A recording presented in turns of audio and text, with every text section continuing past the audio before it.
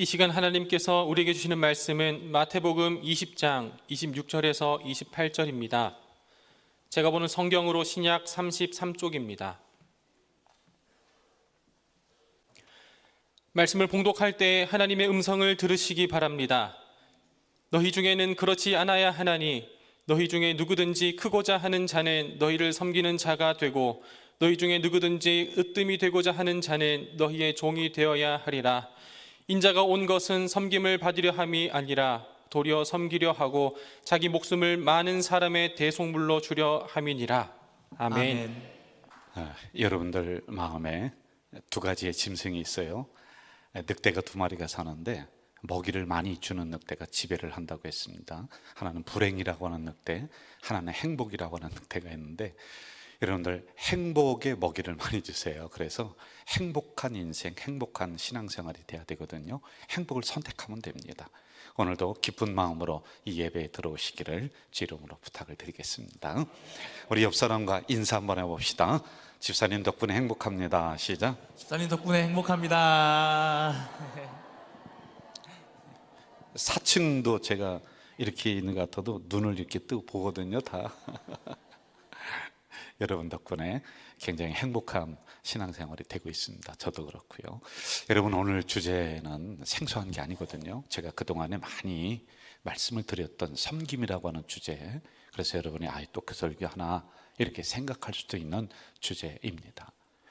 우리가 코로나가 닥칠 때 2020년 2월부터 23년 한 3, 4월까지 엄중한 시기였어요. 그래서 교회가 해야 될 일이 많지가 않았습니다.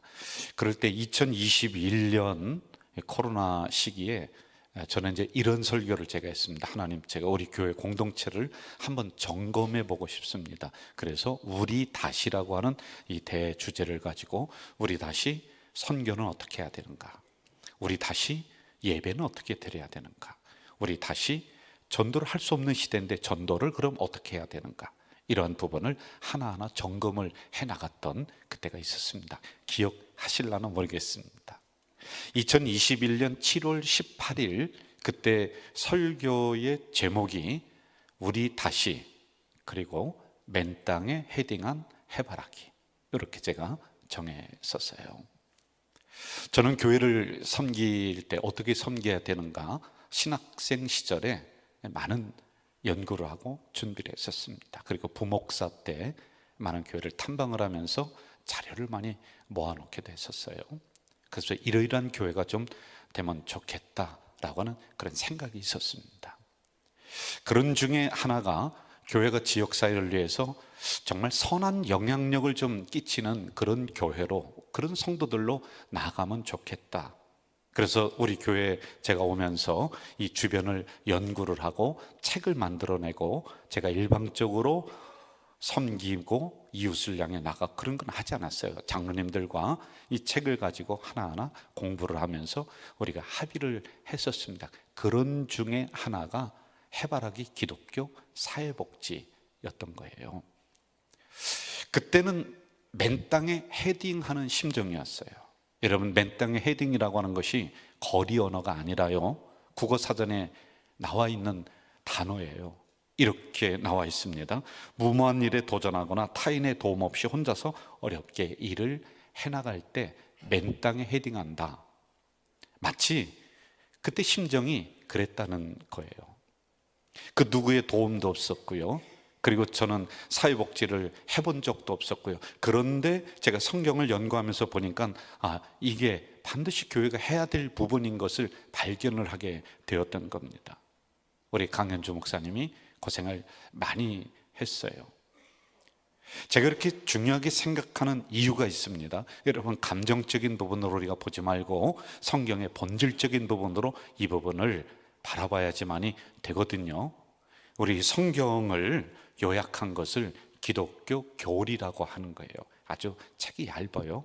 아주 중요한 부분들만 빼냈습니다. 그런데 그 기독교 교리를 두 가지로 축약을 한다면은 하나님을 사랑하라. 여러분, 하나님 사랑은 예배를 통해 나타나요. 예배 잘 드려야 되거든요.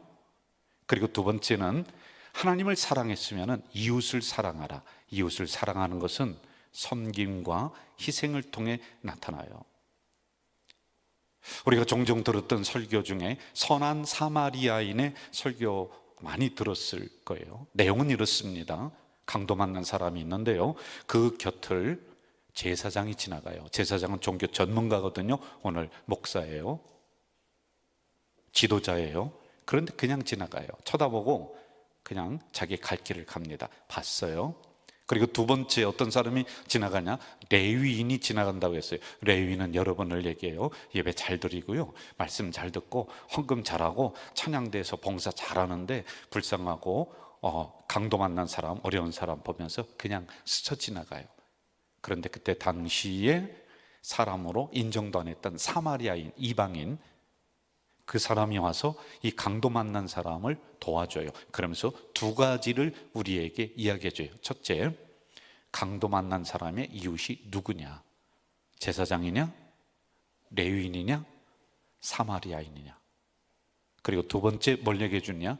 알았다면은 너희들도 그렇게 행동해야 된다. 이걸 우리에게 가르쳐주고 있는 거예요. 그런데 우리는 이 설교를 들으면서 여기까지는 해석을 합니다. 그런데 진짜로 중요한 부분을 놓치고 있어요. 여러분, 이 비유가 나오게 된 원인과 배경이 있는 거예요. 누가복음 10장에 보면은 어떤 율법사가 와서 예수님에게 이렇게 물어요. 잘 들으세요. 예수님, 제가 구원받으려면은 어떻게 해야 되나요? 이렇게 물어요. 그랬을 때 예수님은 이 이야기를 가지고 오는 거예요. 그러니까 구원과 이웃을 사랑하고 이웃을 섬기는 것이 동일선상에 있다는 거예요. 구원받았으면 말로만 그렇게 구원받았다고 하지 말고, 내가 그리스도인이다 말만 살아있지 말고 진짜 그렇게 해야 된다. 같은 선상에 놓고 보는 것이란 말이죠. 여러분, 초대교회 역사를 보면은 기억해야 될 인물이 몇 명이 있는데, 네로 황제 많이 들어봤죠? 기독교에 많이 핍박했어요. 그런데 그때로부터 10명의 황제가 기독교를 막 씨를 말려요. 저 기독교인들 저거 못 쓸 사람들이야, 다 죽여야 돼. 그러면서 아주 극심한 박해가 시작이 되거든요. 그런데 이 정도는 기억을 하면 좋을 것 같아요. 313년에 밀라노 칙령이라는 게 발표가 돼요. 그때요, 그렇게 핍박을 하면서 맞춰질 때 이 밀라노 칙령이 뭐냐면은, 알고 봤더니 기독교는 괜찮은 종교네 라고 인정해 주는 거예요. 국교가 된 건 아니에요, 그때요. 그리고 380년에 그 인정을 해주면서 쭉 오는데, 그러니까 기독교가 굉장히 융성해지기를 시작했어요. 그런데 380년에 데오두시오스 황제라고 하는 사람이, 야, 기독교 최고야, 우리 모든 사람 교회 나가야 돼, 모든 사람 예배 드려야 돼, 주일 다 쉬어야 돼, 이렇게 결정을 해요. 이게 380년이란 말이에요. 자, 그런 중에 361년부터 363년 사이 그 한 3, 4년 동안에 황제가 된 사람이 있어요. 기독교가 막 융성을 하는데 그 사람이 누구냐면 율리오라고 하는 사람이에요. 그런데 역사학자들은 이 율리오를 뭐라고 부르냐면 배교자 율리오. 왜 그런지 아세요?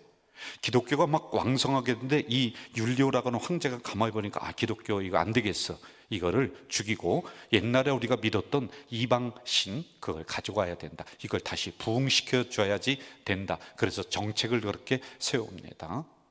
그래서 배교자 율리오라고 이렇게 부르는 거예요. 그런데 이 사람이 뭐라고 하느냐면요, 거기 이교도를 섬기는 제사장들이 있을 거 아니에요. 저희들 같은 사람에게 편지를 보내면서, 야, 너희들 기독교를 본받아라. 웃기죠? 기독교를 본받아라. 그 편지 내용 중에 중요한 단어가 하나 나옵니다. hospitality. 한번 해볼까요? 환대한다. 시작. 환대한다. 잘 대접해준다. 길손들을 그냥 보내지 않는다. hospitality, 이게 호스피스 거기서 나온 거거든요. 그러니까 기독교인들을 가만히 보니까 환대를 해줘요, 사람들을. 그러니까 본받아라, 이렇게 얘기해요. 그 편지 내용을 제가 잠깐 읽어드릴게요. 기독교인들을 봐라. 그들은 가치와 종교가 다른 이교도들에게 환대를 베푸는데 그것이 기독교가 부흥하게 된 원인이다. 그러니 이러한 기독교를 본받아야 된다. 그래야지 이교도가 부흥한다. 이 황제가 그렇게 얘기해요. 2세기 그때 당시에 기독교인들, 그리스도인들을 표현해주는 문장이 하나가 있습니다. 아주 좋은 문장이에요. 제가 읽어드릴게요.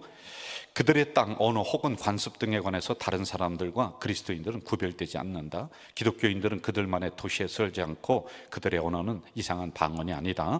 또한 그들의 삶의 방식 역시 다른 사람들과 분리되어 있지 않다. 오히려 그리스 나라입니다. 혹은 야만인들의 도시에 살면서 정해진 터전에 속하여 다른 사람들과 동일한 옷, 음식 그리고 삶의 방식들을 공유하지만, 잘 들으세요, 그들은 존경할 만하며 모두를 놀라게 하는 특별한 행동의 표시들이 있다. 이건 조금 이따 제가 한 번 더 설명할게요. 한 번 더 이야기합니다. 그들은 존경할 만하며 그리고 모두를 놀라게 하는 특별한 행동의 표시들이 그들에게 있다 라고 하는 거예요. 제가 도전을 받으면서 읽었던 책 중에 무례한 기독교가 있습니다. 두껍지 않아요. 여러분들도 한번 읽어보시면 좋을 것 같아요. 그 책을 세 문장으로 제가 요약을 합니다. 그 책에서는 이렇게 얘기합니다. 오늘의 그리스도인들 너무 무례하다는 거예요. 너무 예의가 없다는 거예요. 오만방자하다는 거예요. 그리고 두 번째 문장 이렇게 얘기해요. 오늘의 그리스도인들 사람들을 환대할 줄 모른다. 환대라고 하는 것은 섬김이거든요. 사랑이거든요. 이걸 못한다는 거예요. 그리고 세 번째 제가 이렇게 요약을 합니다. 오늘의 그리스도인들, 제 얘기가 아니에요. 그 책에서 요약한 거예요. 자기들끼리만 즐거운 잔치를 벌이고 있다. 이렇게 얘기해요. 저는 오늘 살아가는 우리 그리스도인들, 그리고 오늘 우리 교회 한번 다시 생각하게 되었어요. 제가 이렇게 말씀드리고 싶어요. 우리 교회를 여기로, 이 터전으로 옮기게 하신 것, 첫째, 영혼 구원 반드시 해야 돼요. 그리고 두 번째, 지역을 외면하지 않고 섬겨나가야 된다는 거예요. 노블레스 오블리주라고 하는 단어가 있는데요, 가진 자의 의무, 가진 자의 사회적 책임. 시작. 가진 자의 의무, 가진 자의 사회적 책임. 노블리스라고 하는 것은 뭐냐면은, 닭 있잖아요. 닭이 벼슬이 있어요. 벼슬. 이 벼슬을 말하는 거예요. 굉장히 자랑스러운 거예요. 그리고 오블리주라고 하는 것은 이 닭이 결함을 난다. 달걀, 이걸 얘기해요. 그러니까 무슨 얘기냐? 닭이 벼슬만 자랑하지 말고 알을 낳아야지 진짜 암탉이다, 이 뜻이에요. 이게 나온 사건이 있었습니다. 1300년, 400년 때에 영국과 프랑스가 전쟁을 하는데 100년 전쟁이었어요. 영국이 막 이겨나갑니다. 프랑스 칼레라고 하는 그 지방을 둘러쌌어요. 다른 지역들은 다 두 손 들고 항복을 했거든요. 이 칼레라고 하는 지역을 둘러싸서 공격하는데, 이 칼레라고 하는 지역에 있는 시민들이 하나가 되고 군인들이 하나가 돼서 영국군을 끝까지 저항을 해서 물리치려고 합니다. 그런데 뭐 되나요? 그냥 영국군이 사정없이 막 그 공격을 해요. 그래도 끝까지 못해요. 그러다가 마지막에 이거 도저히 안 되겠다. 그래서 이 칼레라고 하는 그 도시에 있는 그 많은 시민들과 군인들이 두 손 들고 항복을 합니다. 근데 영국에 있는 왕이 볼 때, 세상 말로, 제가 강대상에서 이런 언어를 쓰는 걸 용서하세요. 저 칼레라고 있는 저 도시에 있는 사람들은 싸가지가 없어요. 왜? 끝까지 대들거든요. 이 싸가지 없는 이 인간들 다 죽여야 된다. 그랬을 때 이렇게 결정을 내립니다. 내가 너희들 다 죽여야 되는데 6명만 너희들이 추려서 보내면은 6명을 처형시키고 그것으로 시민들을 다 살려주겠다. 6명을 다음 날, 내일 보내라. 이렇게 얘기합니다. 그러니 얼마나 그들에겐 좋은 기회예요. 왜냐하면 다 죽을 건데 6명만 보내라는 거예요. 그런데 고민이 그때부터 일어나는 거예요. 누굴 보낼 것이냐, 누가 갈 것이냐. 여러분들 누가 가겠어요? 이런 자리에. 그렇게 고민하고 있을 때 그 칼레라고 하는 지역, 굉장히 큰 도시입니다. 거기서 제일 부자이고 제일 존경받는 사람인 피에르가 제가 1번으로 죽겠습니다, 이렇게 나섭니다. 그리고 그 지역의 시장이 제가 그럼 2번으로 제가 죽겠습니다. 그러자 법률가 그리고 또 다른 귀족 해서 6명이 나오는데 공통점이 그 지역에서 가장 존경받고 가장 잘 사는 사람들이었다는 거예요. 여기에서 나온 거예요. 그래서 사회적인 책임이 있다. 하나님이 그만큼 주셨어요. 그럼 그 정도의 책임과 의무를 다해야지만이 된다. 이 정신이 유럽에는 흘러오는 거예요. 여러분 우리 가만히 생각해 봅시다. 우리 세상 사람들과 비교할 때 우리는 그들과 비교할 수 없는 아주 소중한 걸 하나 받았어요. 구원이에요. 그렇죠? 그리고 우리는 이렇게 고백을 하고 있습니다.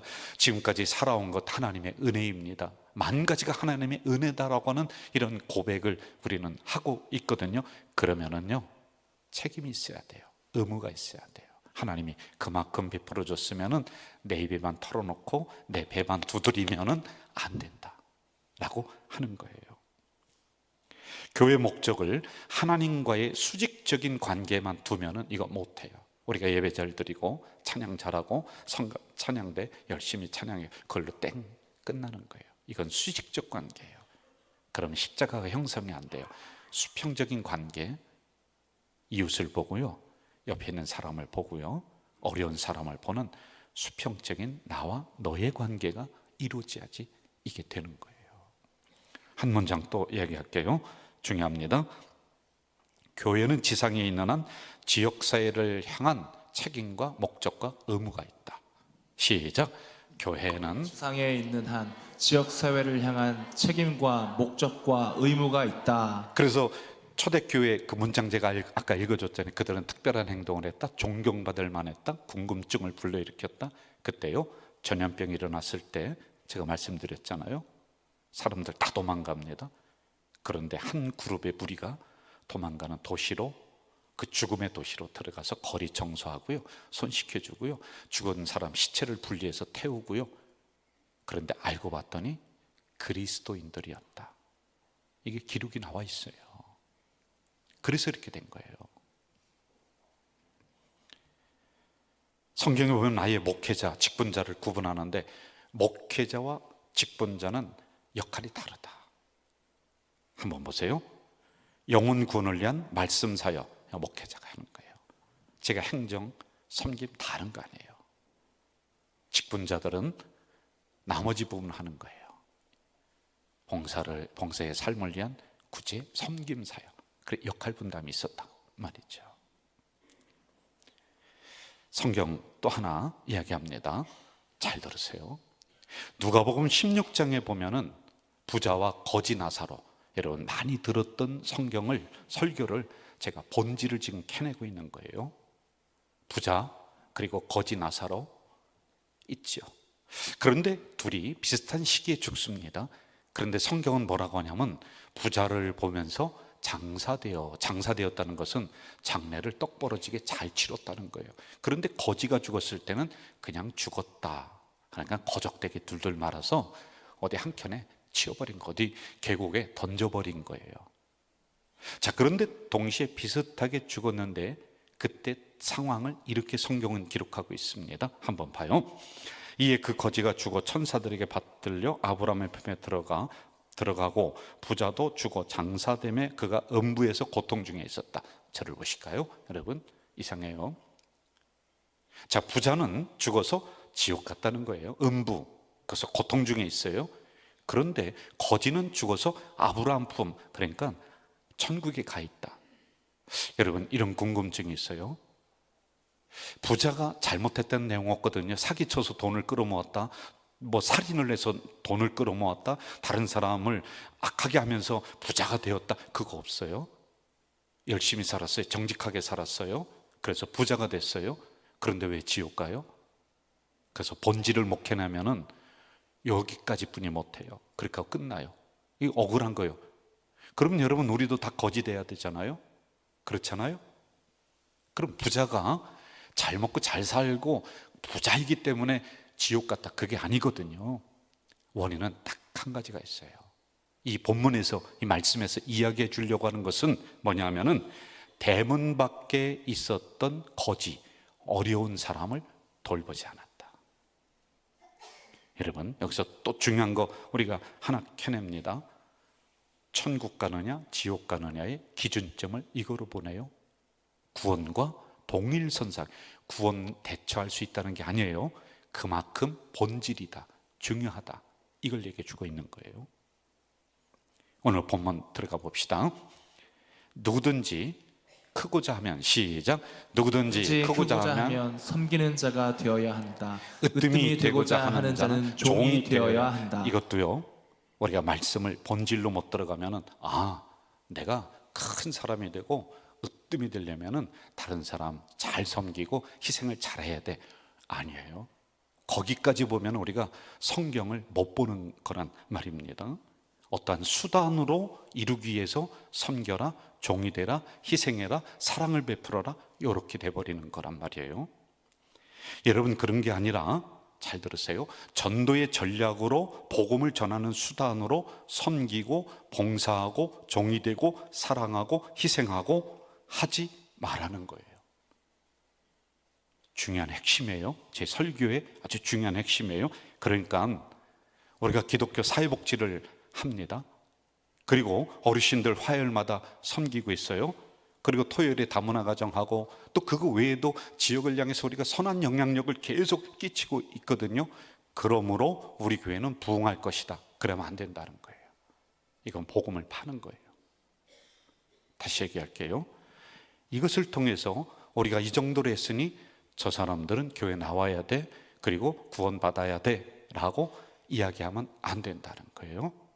그렇게 하면 안 해요. 이것은요, 핵심이 여기 있는 거예요.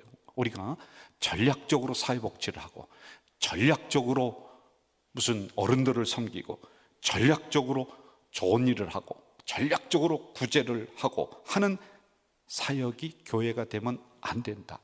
그것이 아니라 본질로 같이 해야 된다. 이게 뭐냐면은 28절에 나와 있어요. 한번 봐요. 28절 그 이유가 나와 있어요. 시작.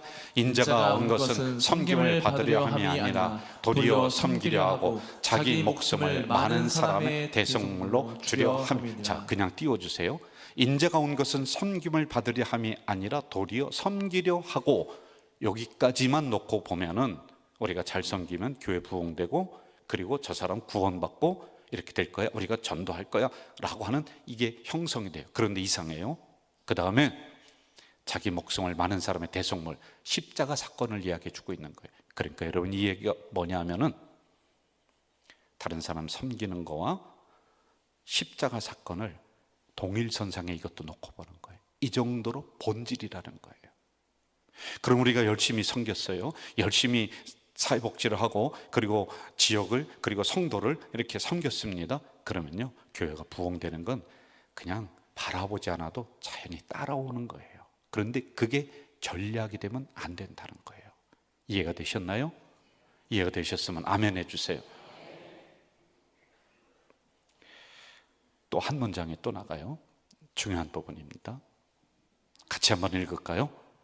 시작. 세상 사람들은 복음을 듣고 싶어 하지 않고 복음을 눈으로 보고 싶어 한다. 한 번 더 합시다.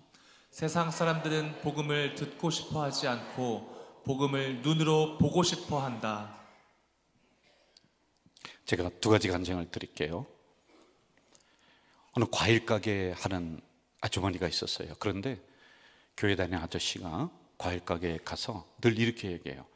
교회 나오세요. 예수 믿으세요. 그러면서 과일을 사가요. 이 과일 가게 아주머니는 듣기 싫어요, 그게. 그런데 싫다는 표현을 하면은 손님이 떨어질 거 아니에요. 과일도 안 살 거 아니에요. 그러니까 건성으로 예, 알았어요. 그런데 그 아저씨가 늘 하는 행동이 뭐냐면은 과일을 고르는 거예요. 이렇게 골라요. 당연한 거 아니에요. 자기 돈 주고 자기 고르는데 누가 뭐라 그래요?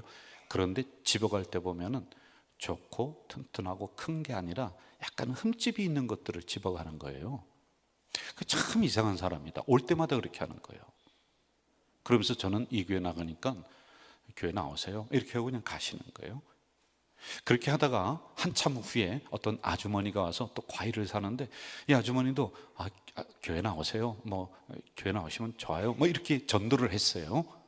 그리고는 과일을 사요. 과일을 고르는데 똑같이 고르더니 앞에 있는 아저씨와 똑같이 흠집이 난 과일을 가져가는 거예요. 그러자 이 아주머니가 이렇게 얘기했어요. 당신도 저 교회 다녀요? 그랬더니 그렇다고. 그런 교회라면 괜찮다. 그래서 교회를 나왔다는 이 간증을 제가 읽은 적이 있어요. 여러분, 우리 교회에 나오시는 한 1년 정도 되셨나요? 1년도 안 되신 것 같은 어느 권사님이 계세요. 잘 나오시고 있어요. 그런데 그분은 우리 교회 앞에 사시는데 아주 어렵게 살았는데요, 하나님이 그분 간증을 제가 들은 거예요. 이러이러한 복을 주셔서 큰 부자가 됐어요 지금. 그런데 그런 내색이 하나도 없어요. 근데 그 지역에 요 앞에 오랫동안 살면서 늘 동네에 있는 사람들에게 선한 영향력을 그렇게 끼치더라고요. 저희들이 갔는데도 그냥 오는 손님마다 빈손으로 돌려보내지 않는 거예요. 그러면서 교육자인 저희들에게도 뭐 이것저것 싸주시고 이렇게 하는 분이에요. 그리고 그분 이야기를 깊이 하면은 그분이 싫어해요. 아주 뭐 많은 데를 자기가 이름 없이 이렇게 선하게 베풀고 있는 거예요. 그러면서 어제 그저께 에어컨 좀 틀어주세요, 더워요. 어제 그저께 식사를 대접을 하는데요, 그분이 이렇게 얘기해요. 목사님, 지난주인가 지지난주에 온세대회 했잖아요.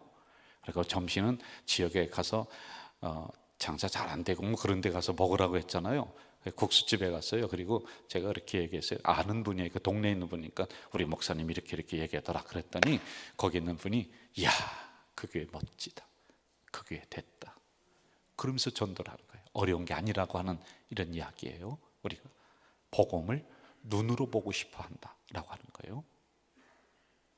여러분, 우리는 섬긴다 그러면 당연히 물질로 생각 안 해요. 물질, 그거는 너무 가벼운 거예요. 그게 아니라요, 우리 가까이에 있는 옆에 있는 분들도 내 마음을 한 자락 내주고, 어려운 사람 기도 한번 해주고, 그러면서 우리가 섬길 수 있는 거예요. 우리가 꼭 물질을 이 지역에 많이 베풀어야 된다, 여러분 그렇게만 생각하면 절대 안 돼요. 지상의 교회는 두 가지입니다. 모이는 공동체, 우리가 모였어요, 예배 드리잖아요, 예배 잘 드렸습니다. 두 번째, 흩어지는 공동체. 여기서 예배가 끝나는 것이 아니라 여러분의 삶의 현장에서 예배가 완성되는 거예요. 성경 한 구절 또 볼게요. 남에게 대접을 받고자 하는 대로 너희도 남을 대접하라, 남을 섬겨라. 아멘. 교회가 이래야 돼요. 이건 우리가 선택이 아니라 본질이에요. 십자가와 구원과 같은 선상에 놓을 정도로 그만큼 중요하다는 거예요. 저는 한 공동체를 섬기고 있는 목사입니다. 우리는 같은 영적인 식구들이에요. 그런데 저는 저 스스로를 평가할 때 행복한 목사다. 거짓말 같아요? 진짜예요. 행복한 목사예요. 남자는 자기를 인정해 주는 사람에게 목숨을 바쳐요. 인정해 주는 조직이 있으면 목숨을 바쳐요. 왜 그런지 아세요? 제가 우리 교회 장로님들에게, 장로님들 사회복지 해야 됩니다, 그리고 지역을 이렇게 섬겨야 됩니다, 그리고 우리가 뭐 가정 뮤지컬을 또 이렇게 해야 됩니다, 별거 이렇게 다 얘기해요. 그런데요, 우리 장로님들이 한 번도 거부하지 않으세요. 저의 본심을 알고 성경에 나오는 본질을 알기 때문에, 예, 목사님 그렇게 해야죠. 제가 여러분 잘 알아요. 이거 할 때 돈 들어요. 우리 재정부장님 여기 계신데 속이 새카맣게 타요. 우리 아주 딸랑딸랑해요. 돈이요, 솔직히요. 그럼에도 불구하고 이게 해야 된다는 본질이기 때문에 어떻게든지 이걸 실현해 내려고 노력하고 있어요. 그래서 저는 인정해 주니까, 우리 장로님들, 성도님들이 인정해 주니까 나는 교회를 위해서 목숨 버려야 돼요. 행복한 목사예요. 인정해 주니까 그런 거예요. 교회는 이 지역을 책임지는 것입니다. 그래서 노인대학하고 전문가 모셔하고 다문화 가정 섬기고 이렇게 하고 있는 거예요. 이 지역의 문화를 선도해야지만이 됩니다. 더 나아가서 주님의 십자가 사건과 섬김을 한 선상에 놓고 있다는 거 기억하셔야지만이 돼요. 마무리할게요. 우리 교회 아직 약해요. 부족해요. 해야 될 게 너무 많아요. 그래도 여러분, 사람이 많이 모였다, 이걸 가지고 우리 교회 건강하다고 얘기하면 안 돼요. 정말 안 돼요. 우리 교회 재정이 이렇게 풍성하다, 이게 건강성을 측정하는 잣대가 되면 안 돼요. 그거는 우리가 본질을 추구해 나갈 때 하나님이 자연히 주실 거란 말이에요. 어려운 이 가자동, 여러분 52년 전 정말 비만 오면은 땅이 질퍽해서 사람도 안 들어오고 택시도 안 들어오고 부평으로 넘어갈 수도 없고 뭐 이러한 곳이었다라고 합니다. 불모지와 같았던 이곳이에요. 그런데 우리 교회가 52년 동안 이 지역을 지켰어요. 그리고 일구어 왔어요.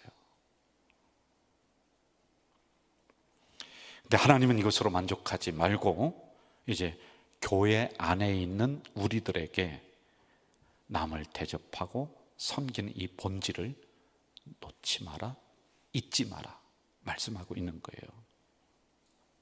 왜 그래야 될까요? 하나님의 말씀이기 때문에 그렇고요. 또 하나, 우리는 다시는 이 지역을 그리고 우리의 터전을 불모지로 우리 후대에게 넘겨주면 안 돼요. 우리는 힘들었지만 이렇게 잘 일구한 것 번영의 교회로, 번영의 가정으로 우리가 넘겨줘야 돼요. 그래서 본질 잃어버리면 안 되는 거예요. 우리는 할 수 없어요. 저 목사 혼자도 안 돼요. 하나님이 주시는 선한 능력으로, 선한 힘으로 여러분 교회가, 우리 성도들이 이렇게 영향력을 끼쳐나갈 거예요. 그래서 우리 다 함께 선한 능력으로 찬양하면서 마음의 결심을 다시 한번 하는 시간 되시길 바라요. 같이 한번 찬양합시다.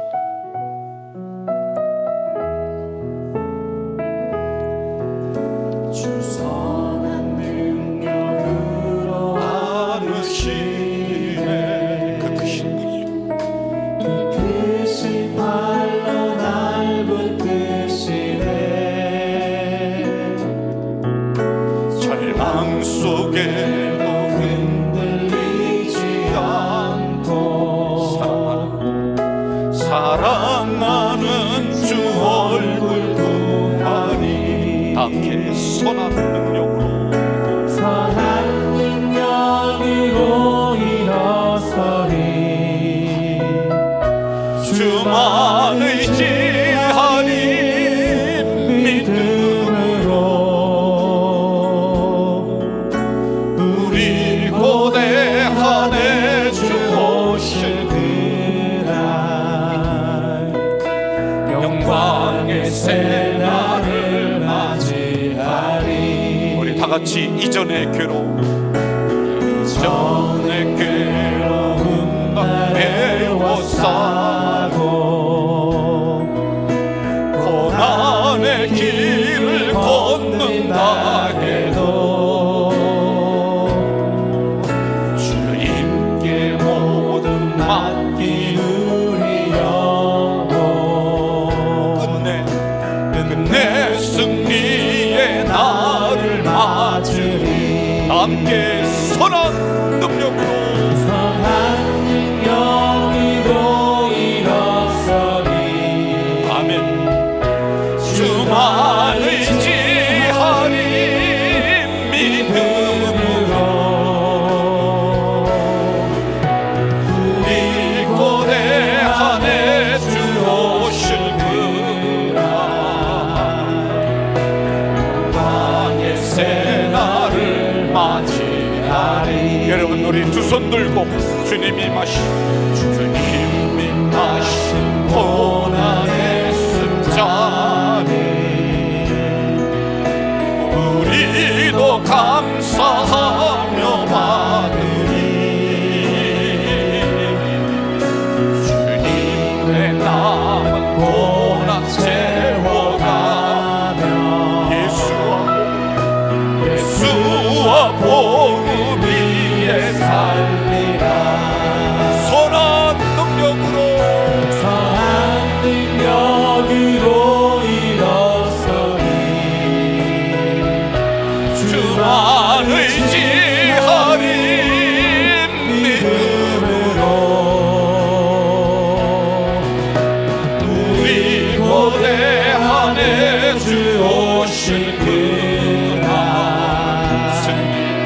승리의 새날을 맞이. 여러분 다시 한 번만 선한 능력으로 선한 능력으로 일어서리 아멘. 주만 의지하리 믿음으로 우리 고대하네 주 오실 그날 승리의 새 날을 맞이하리. 우리는 그동안에 오해했었습니다. 하나님, 교회를 부흥시키는 전략으로, 전도하는 전략으로 섬기고 봉사하고 대접하고, 그런데 그것이 아니라 본질이다. 그래서 우리 주님은 십자가 사건과 섬김을 같이 놓고 보시고, 구원과 섬김을 대접하는 것을 같은 선상에 놓고, 이 정도로 중요한 본질이다. 하나님, 우리 교회 해야 될 일이 참 많습니다. 정말 많이 하고 싶은데 참 부족한 게 너무 많습니다. 하나님, 간절히 기도하오니 우리 성도들의 마음, 우리 교회의 비전 넉넉히 채워주셔서 마음껏 이 세상을 향해 선한 능력을 베푸는 우리 교회 성도들이 될 수 있도록 인도해 주시옵소서. 예수님의 이름으로 기도하옵나이다. 아멘.